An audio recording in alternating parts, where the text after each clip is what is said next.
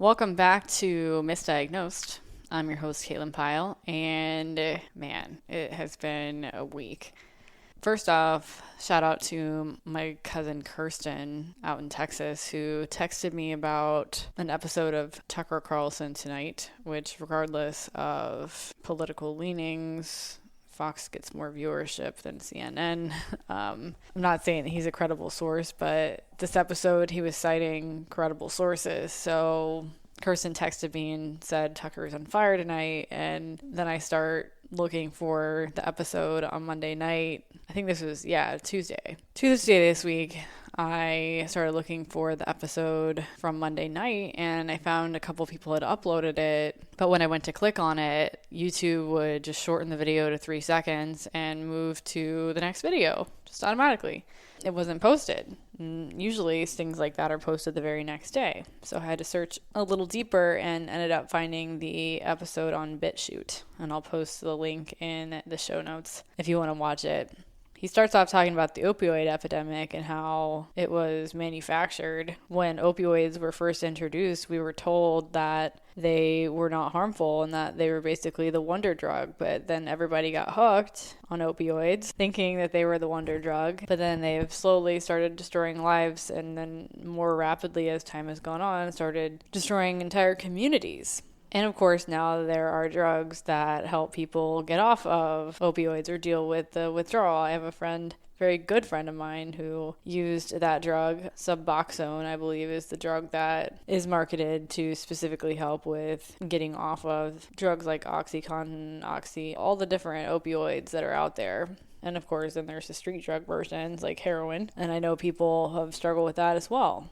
And then after the opioid mention, about 3 or 4 minutes in, Tucker switches to kind of his headliner topic, which is antidepressants. And I took some notes, actually opened up my iPad while I was watching this episode on my phone and started typing out notes furiously from what he was saying. And it's amazing what bombshell information has just surfaced out there in the world of science, but it isn't being shouted from the rooftops. And in fact, it appears to be being actively suppressed on media outlets like YouTube. So just a little background, there were 224 million prescriptions for antidepressants in 2021. That's last year. Now, keep in mind that we live in a country of 330 million people. Antidepressants are definitely the most commonly prescribed drug. It's very likely that you know somebody who uses antidepressants. And what sadly isn't common knowledge is that the entire premise on which these drugs are based is completely false. It's completely wrong. Antidepressant, the word itself, was simply marketing by the drug companies, and they were based on the premise that depression was caused by a chemical imbalance in your brain, and serotonin was the culprit. What a lot of people don't know is that the original chemical imbalance theory had to do with norepinephrine, and that was thrown out. And ever since, serotonin has kind of been the high school crush of drug companies, and millions and millions and millions of people are on these drugs based on completely false science. They're supposed to cure depression, and that's why they're prescribed. But even though prescriptions for these drugs have risen by more than 3,000% between 1991 and 2019, the suicide rate hasn't fallen. In fact, it's jumped by 35%. So even though more and more people are on antidepressants, more and more people are killing themselves. And drug makers actually recognize that their drugs make it more likely that someone will kill themselves. And so on the Tucker Carlson episode, he was like, why is this being allowed? And the reason why is because nobody is saying anything about it. But people have been saying about it. They've just been getting silenced. The machine that's powering all of this suffering and spreading all the suffering and making the suffering worse, which is the pharmaceutical industry and the so-called mental health industry, these industrial complexes, the exposure of which this entire show is dedicated toward, are allowed to continue to market and sell these dangerous, dangerous drugs that we don't need. In 2005, Tom Cruise was on TV, and Tucker actually talked about this and showed the clip where he's saying emphatically and very calmly that all the drugs do is mask the problem. You're not actually getting to the reason why, and that there's no such thing as a chemical imbalance. This was way back in 2005. It was like 17 years ago. I graduated from high school 17 years ago in 2005. And he said that you're suffering for a real reason that drugs cannot fix. And as we've said before in the show, suffering and anguish are real, but these mental illnesses that we're being told we have are not real. These diagnoses in the DSM-5 are not real.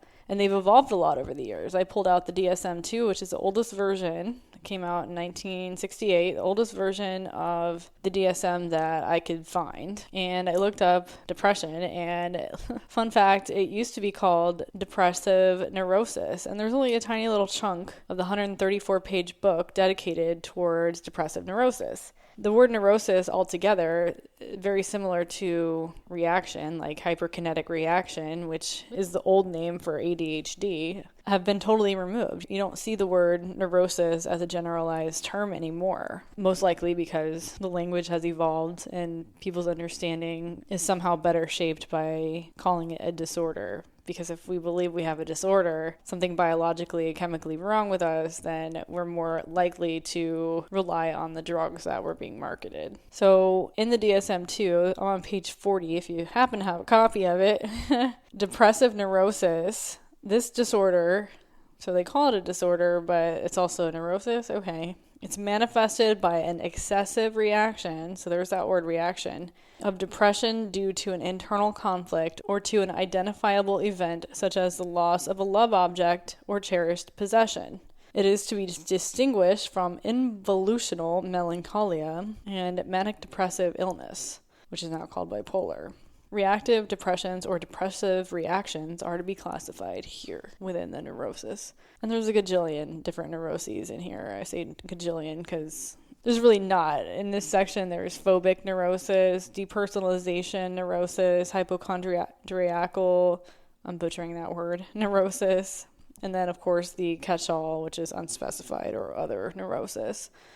That term no longer appears as a generalized title or name of a disorder in later versions of the DSM. I'm not going to talk too much about the DSM on this episode. I've kind of taken a break from butchering the DSM. There's a lot more about it and the history and the people and the parties involved that I definitely want to cover, but because of this news hitting the scene, it was July 20th, and this is a big reason why Tucker did the show largely about antidepressants, and the big pharma behind it is because on July 20th, so this month, a huge, massive study came out called The Serotonin Theory of Depression, a systematic umbrella review of the evidence. And it was University College London, published it in the Journal of Molecular Psychiatry, and Joanna Moncrief, who is what I would consider a major voice in the critical psychiatry movement, headed up this study.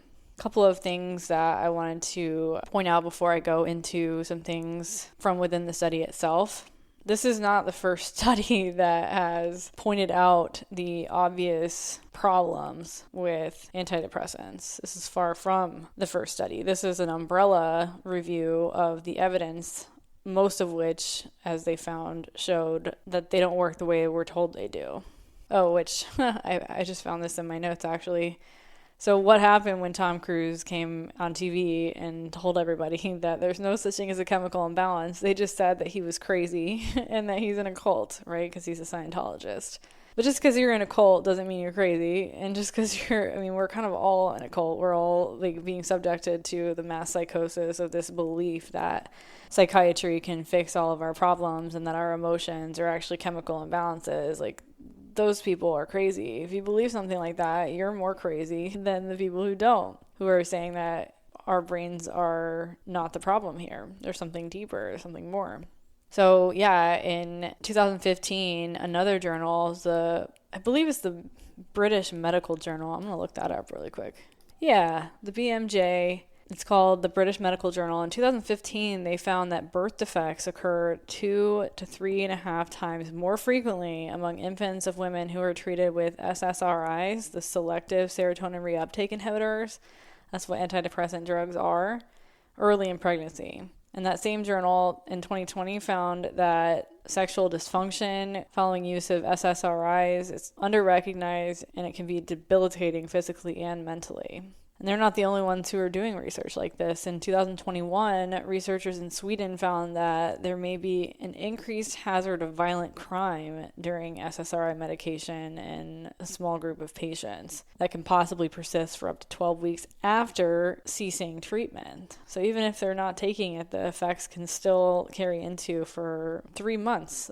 That's what 12 weeks essentially amounts to, is 3 months. Even though you're not taking the drugs, they still have the effect that could increase violent crime. It can cause infertility, it can cause birth defects, it can cause impotence, it can cause violence. Of course, it can cause, and it does cause, suicide in many people, all because of a theory that there was not enough serotonin in your brain. But serotonin deficiencies are not the reason we get depressed, and it's now officially science. So this long, huge study that just came out on July 20th that debunks this, of course, is sitting on the internet, hardly being cited by anyone because the machine is just so big.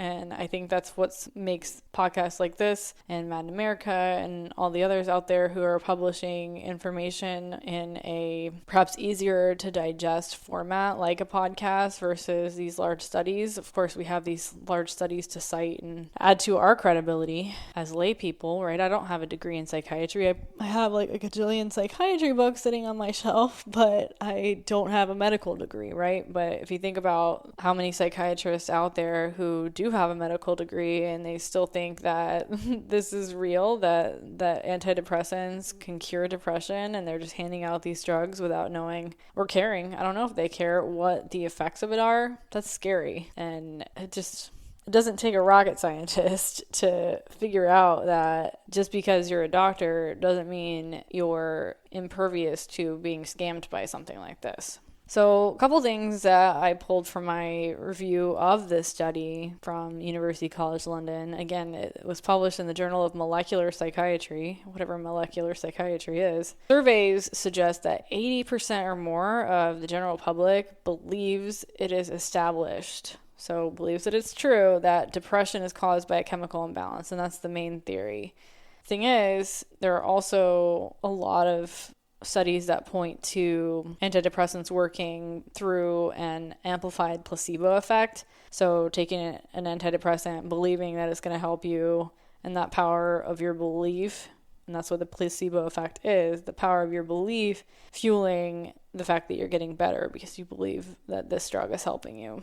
And there's also the theory and relative fact that these SSRIs have an ability to restrict and blunt emotions in general. So that's why they're prescribed for generalized anxiety disorder, because you're not going to feel anxious about stuff if you don't really give a shit anymore, right? You don't feel the anxiety anymore because these drugs are blunting your emotions in general. So it's not just the anxiety that is going away. It comes at a cost, and that's the cost of the rest of your emotions and your ability to feel as a human, and that's terrifying. And I have a lot of experience with that myself. Another quote I pulled from the study: our comprehensive review of the major strands of research on serotonin shows there is no convincing evidence that depression is associated with or caused by lower serotonin concentrations or activity. The chemical imbalance theory of depression is still put forward by professionals, and the serotonin theory in particular has formed the basis of a considerable research effort over the last few decades. And I think a lot of that research is after people are taking the antidepressants. You can look at the brain and see that there's more activity of serotonin. And so based on the activity of the drugs, they're formulating this belief that serotonin has something to do with depression, especially if, due to the placebo effect, people seem to be getting better using them.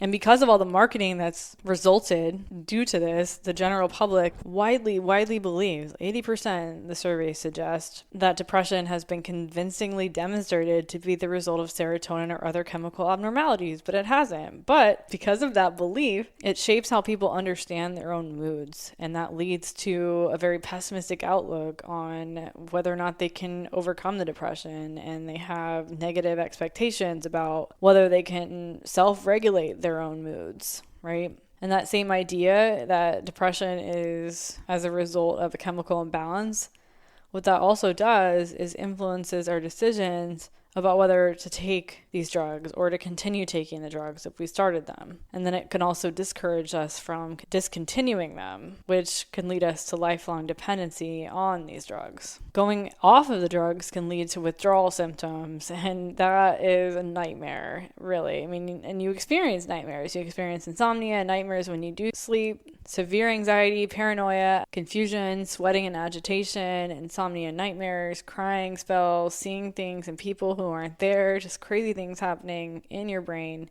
shivers, brain shivers that can feel like needles, water falling down the back of your head, shudders in your brain that make you feel like it's trembling inside your head, zaps. People describe brain zaps that can make you feel like you're literally being electrocuted. And that's what's so crazy is this chemical imbalance theory. It's already been debunked, but psychiatrists have failed to be forthcoming. And of course, Big Pharma has a major stake in the theory, and it's a crime against humanity, in my opinion, that these drug makers are not being held accountable for literally lying to the public. And of course, the media has a proven weakness for repeating false claims, and they don't have any idea, or they do, and they just don't care, the effects that these false claims can have on people's psyches. And that's how it's remained really a cultural myth that's been publicly sanctioned. Like, we're allowing this.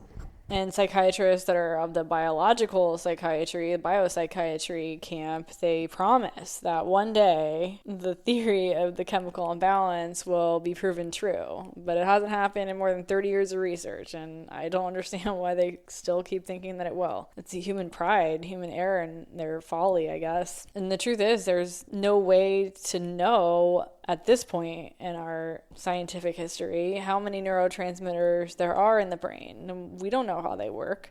So where did the chemical imbalance theory originate? It was actually hypothesized by a psychiatrist named Joseph Schildkraut way back in 1965, and it was just conjecture at the time. And I alluded to this before, but it wasn't always serotonin. Schildkraut actually doubted that it was caused by norepinephrine and thought maybe it could be, and that's kind of where it was conjectured at the time, and it kind of got a foothold in the industry at the time. And today depression is described as being caused by serotonin, not the original conjecture from Schildkraut in 1965 that it was caused by norepinephrine.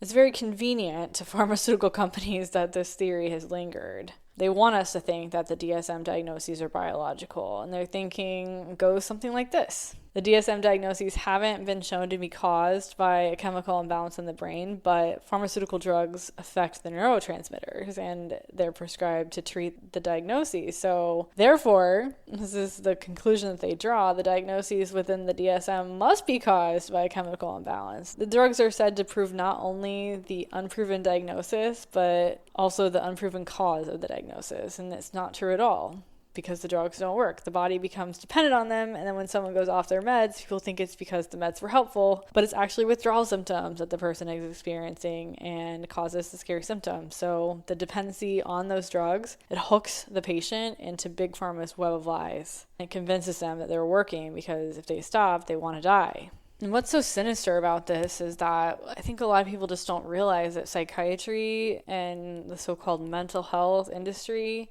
those are just perspectives, right? They're just different disciplines and ways of defining human emotions and experience.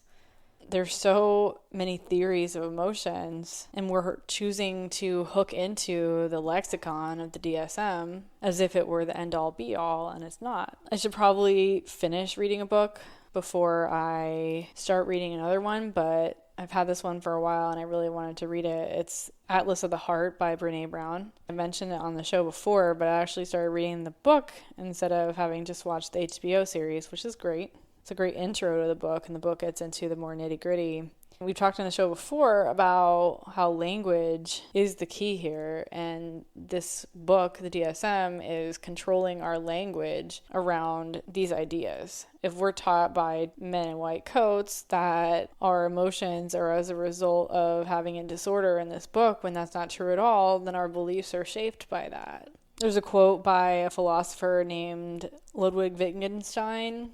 Atlas of the Heart actually includes this quote too. It illustrates exactly what I'm saying here. The limits of my language mean the limits of my world. And so what Brene adds to that quote is, she asks the question, what does it mean if the vastness of human emotion and experience can only be expressed as mad, sad, or happy, which tend to be like the three chief emotions that people can identify?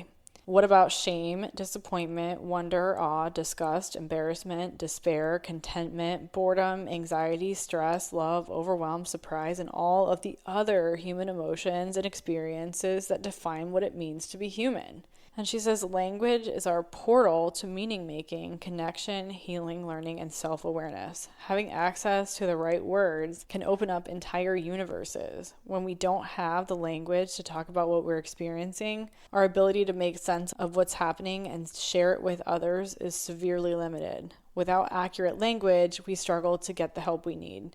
We don't always regulate or manage our emotions and experiences in a way that allows us to move through them productively. And our self-awareness is diminished. Language shows us that naming an experience doesn't give the experience more power, it gives us the power of understanding and meaning. And I just love that. It illustrates in a much deeper sense how important language is to being able to express ourselves. And if we don't have the words to say, this is how I feel and I'm reacting this way because we aren't even understanding that, that's how we get labeled as having a mental illness by authority figures, right? They don't understand what's happening because we're doing the best we can to demonstrate and to explain with the language that we do have, which doesn't make sense to the people who can bake or act us, in my case. So when we don't have all the language to even translate the distress that we're feeling following a divorce or just being burnt out, and we've never experienced that before, we don't know what the emotions are because we've never been taught what they are. We've never felt them before. And so when we lose touch with reality or hit rock bottom or burnout, whatever you want to call it, having a mental breakdown that lands us in the psych ward because your parents or your husband, now ex-husband, is scared because you're acting weird when all you're actually doing is trying to diffuse the pain and the painful emotions out of your body by acting them out instead of stuffing them down because you don't have the words and you're not fully conscious or aware of those emotions. Especially as women, we're taught to repress those emotions and put ourselves last, put on a happy face and be pleasing. It becomes even more of a problem. We become scared and traumatized, especially if we're forced into a nasty facility against our will. We find ourselves, like I was, face to face with a man or woman in a white coat, or you might even see him frozen on a screen, and you're trying desperately to express what's happening in your life, explain why you're acting the way you are, and all the while they've been taught to make conjectures or literally guess based on how they perceive or interpret your symptoms. And they have like 5 minutes with you. They don't know you. They don't know or care what's going on. These doctors, they already know you're mentally ill. They make those assumptions and they use words like sick or unwell or unhealthy. I once had a mental health counselor in this nasty facility in Orlando I was at say, you need to admit that you're not healthy. And that's their job. They're there to make sure you go back into your box and to admit that you're the problem and that they're the solution. And you need to be normal according to them. And nearly all the time, especially if you do have insurance and it's a for-profit place and not the free place in town, which is usually the nastiest one, they won't let you out until you comply, which means taking the antipsychotic they prescribed and agree to continue taking it after you're discharged. And when you question their opinion or question the diagnosis, you're labeled as paranoid and it's seen as just more evidence that you're mentally ill, and they seem utterly perplexed when someone doesn't trust them. They don't seem to get it. Why would you trust someone who has no idea what you're going through and dealing with in your life? And they just give you a pill and tell you that you're going to have depression or bipolar disorder or whatever it might be for the rest of your life. It's just crazy, and I don't get it. I mean, I do get it, but it's a huge problem, and that's why this show exists, to bring the information to people who are struggling and looking for hope, looking for something that helps them to understand what's going on in their own world. And what really sucks is all these people that are on antidepressants because they believe that the reason they're depressed has absolutely nothing to do with their inability to express themselves or their past trauma or something that exists on a level that's not recognized by mainstream surface level science. They're becoming more susceptible to more schemes like the next disease or disorder that comes along that's marketed cleverly. And then they become convinced that, oh, I'm not depressed and anxious, I have ADHD. The psychiatrist doesn't order a lab test to check for Epstein-Barr or any of these other bugs that may be causing neurological symptoms that can be mistaken for just a generalized anxiety disorder. They're not looking underneath the surface. They're just listening to symptoms, and based on the symptoms, they're making a diagnosis for something that doesn't exist. Having the correct words to describe what we're feeling allows us to identify those emotions in other people, and so that makes it easier to connect, and not being connected is oftentimes the source of our depression, where we feel isolated and alone. As an example, in my own life, stress, feeling stressed, that's an emotion that I did not recognize before. I always thought that stress was just having a lot to do, and I couldn't put into words exactly what it was, but I was feeling it all the time. Brene Brown says that we feel stressed when we evaluate environmental demand as beyond our ability to cope successfully. This includes elements of unpredictability, uncontrollability, and feeling overloaded. Stressful situations cause both body and mind and emotion reactions. And that's something that I feel like the field of psychiatry completely ignores. Even though the DSM might say something about how the source of anxiety or depression might be a reaction to something within our environment or within our minds or something emotional in nature, right?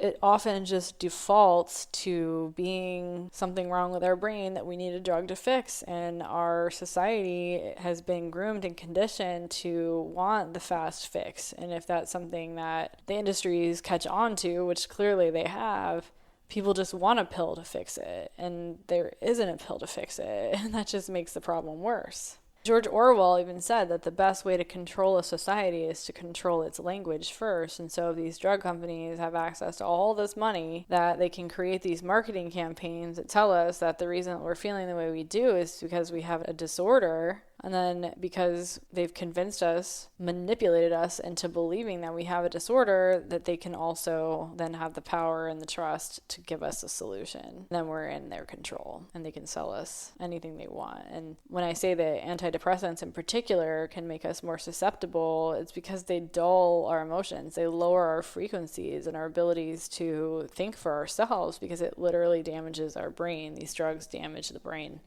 So it's been a pretty exciting week in the field of mental health, and all we can really do is continue to talk about it. Even in our small conversations with other people, it's not that, everybody has to start a podcast and start talking about the mass psychosis of psychiatry or anything like that. It's really about raising your own consciousness and raising your own awareness and getting yourself results, right? Because the most convincing thing is seeing results and being an example. And sharing within your community, however big or small that might be, sharing with others what you've learned. And that doesn't mean shoving it on to them or saying, you need to get off the antidepressants or killing you. Like, nobody responds to things like that. But being an example and showing versus telling can often be more effective, depending on the audience, of course. Kind of like how marketing, where you have to talk about the result and you have to show the results for it to be super compelling for people. And even though this big study came out, it's not making world headlines. Of course, CNN's not talking about it. Most people still believe in it. They talk about their depression and anxiety disorder.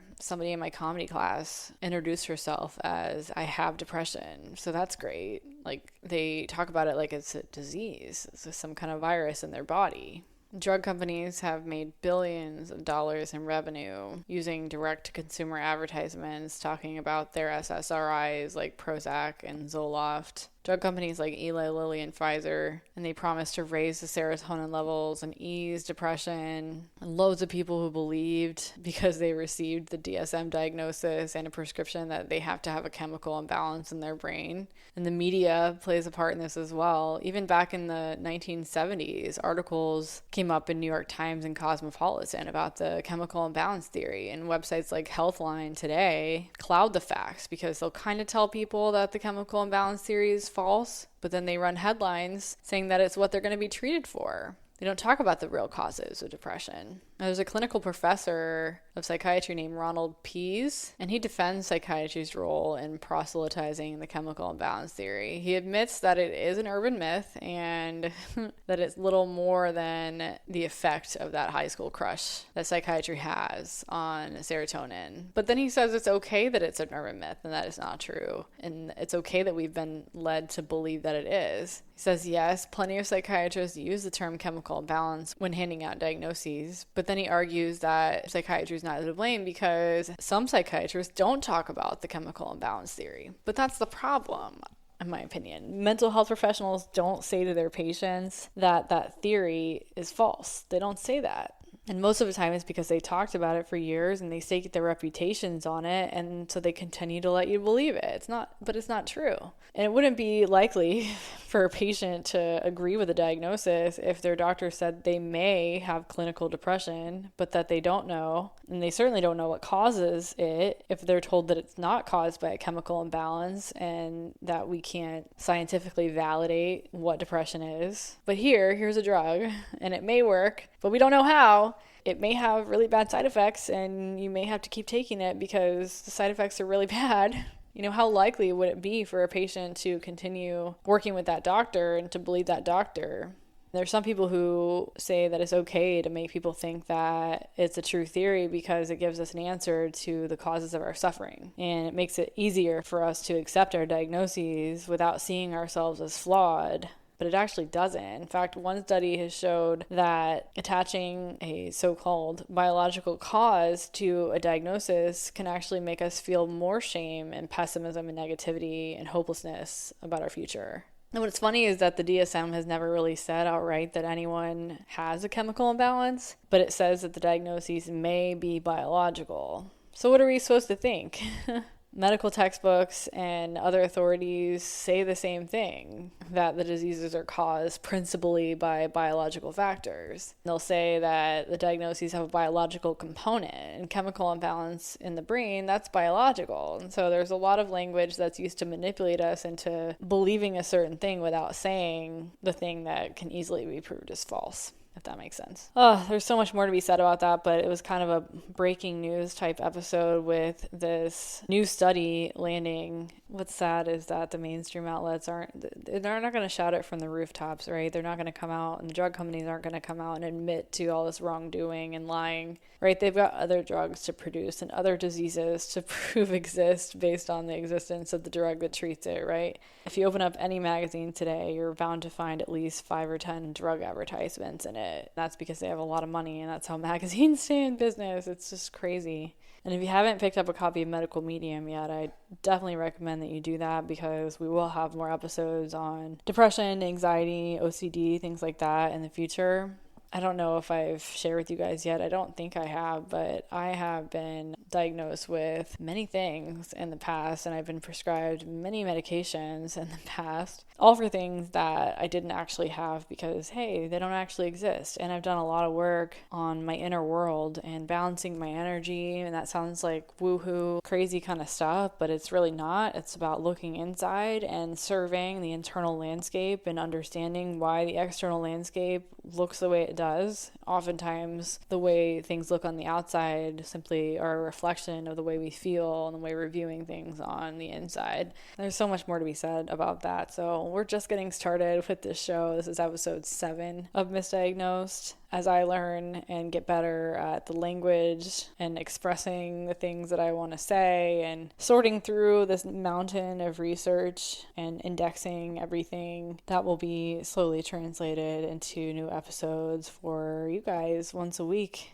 maybe more down the road if I can ever find reputable sponsors that will allow me to spend more time on this. Right now, it's very much a passion project and I enjoy it. It's difficult to carve out time to really do it. I have to make it a point to carve out time when my lawn guys aren't here making noise, and hopefully you guys didn't hear the little refrigerator in here coming on and off. But I also intend on digging through these vintage psychiatry textbooks I've got here. I've so far consulted mostly the DSM-2 and the DSM-5. There's just so much more. I mean, I'm not going to sit here and read you guys textbooks or whatever, but if we're doing an episode on bipolar disorder, I want to look at all these textbooks and kind of compare what these books say and what our psychiatrists were learning. And that's why I bought them, because if I buy the textbooks that our doctors learned from and things that they had to memorize to become so-called doctors that they are, to be soul healers, which is, the word psychiatry comes from soul healing, then we can understand why they're telling us what they're telling us, right? We need to understand the language that they've adopted to be the truth. That way we don't allow it to control us anymore, which is oftentimes the problem. So, all right, guys, thank you so much for tuning in. This has been Misdiagnosed, episode 7. We'll see you in the next episode. Thank you so much for tuning in to Misdiagnosed. If this show has helped you in any way, please consider leaving a 5-star review on iTunes.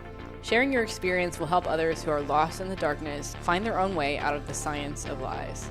Please note that while I may go in depth into medical topics and have acquired substantial medical knowledge, I am not a medical doctor. I'm a researcher. I'm a messenger of hope for other survivors of industrialized psychiatry. Because of how toxic psychiatric drugs are, it can be extremely dangerous, even life-threatening, to suddenly stop taking certain drugs. This is especially true for antidepressants, antipsychotics, and benzodiazepines. The longer you've taken the drug, the more dangerous withdrawal can be. If you want to heal your brain and soul naturally, the way it was designed to do, please seek the help of a compassionate and patient-centered physician to start the process of withdrawing from them as safely as possible. It will take time for your brain to reacclimate to life without the drugs, and there are doctors out there who will support you in your quest to save your brain. Never give up. You can heal.